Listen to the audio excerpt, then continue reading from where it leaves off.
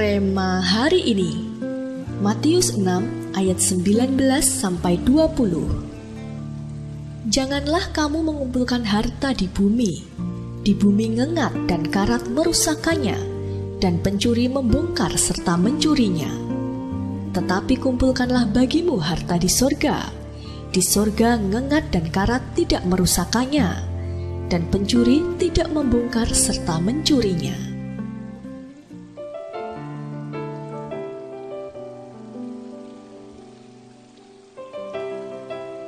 Suatu kali, pendeta Dr. George W. Truth dijamu di rumah seorang kaya di Texas. Setelah makan malam, ia mengajak Truth ke atap rumahnya. Sambil menunjuk ladang minyaknya, ia berkata, "Dr. Truth, semuanya itu milik saya. Saya datang ke negara ini 25 tahun yang lalu tanpa uang sepeser pun. Sekarang saya memiliki segalanya sejauh yang dapat Anda lihat itu." Lalu ia menunjuk ladang gandum yang luas dan sekawanan ternak. Juga sebuah hutan yang luas. Semuanya itu milik saya juga. Saya memiliki segala yang kita bisa lihat dari rumah ini. Ia berhenti sejenak, menantikan kekaguman dan pujian dari Truth. Namun Dr. Truth malah dengan penuh kasih meletakkan tangannya di pundaknya, menunjuk ke atas dan bertanya, "Dan sahabatku, seberapa banyakkah yang engkau miliki di sana?" Dalam Injil Lukas 16 ayatnya ke-19-25, diceritakan ada seorang kaya di suatu waktu. Ia selalu berpakaian jubah ungu dan kain halus. Setiap hari ia bersukaria dalam kemewahan.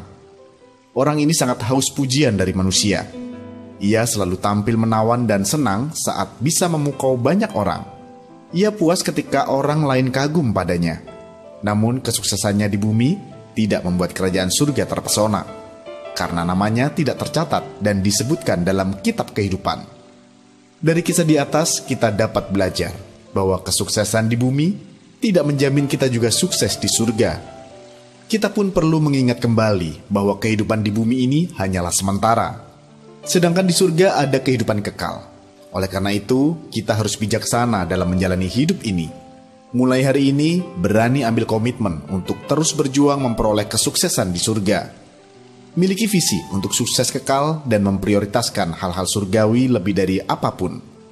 Maka kita akan memiliki kehidupan yang berarti dan melihat bagaimana Tuhan membuat kita berhasil di bumi dan di surga.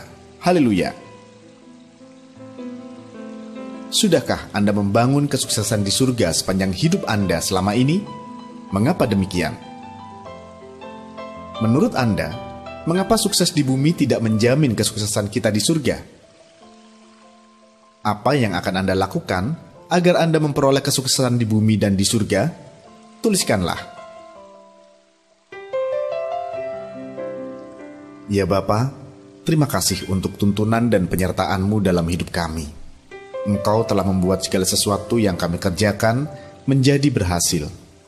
Ajar kami agar tidak hanya membangun keberhasilan di bumi, tetapi untuk di surga juga, sehingga Engkau disenangkan dalam hidup kami.